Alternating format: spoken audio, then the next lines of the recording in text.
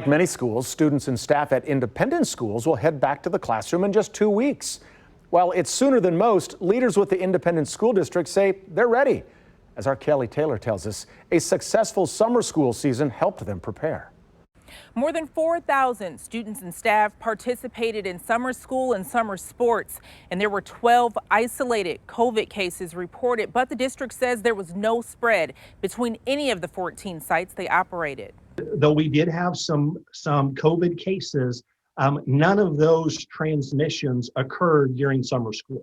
We did a great job of contact tracing that, and we made sure that we communicated with parents all along the way. The independent school district started planning for the 2021 school year in March, and the superintendent is confident with the safety protocols in place to begin in-person classes on August 24th. I have kids within the school district. They'll be going in person. My own wife works for the school district. So if at any point I thought we could not do this safely, we would not be going in person to start. About 73% of families have chosen in-person classes. Elementary school students go every day.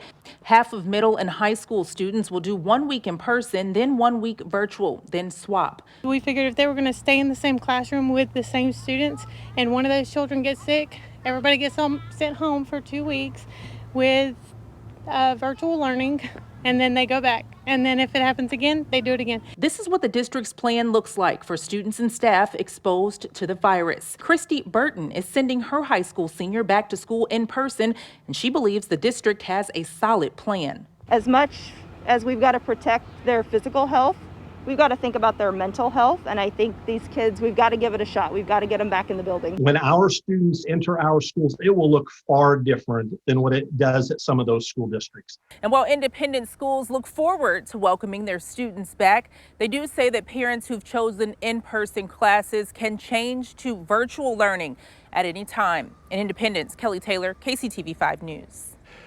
In-person enrollment is closed. Students can only change to online if they decide that in-person is just not good for them.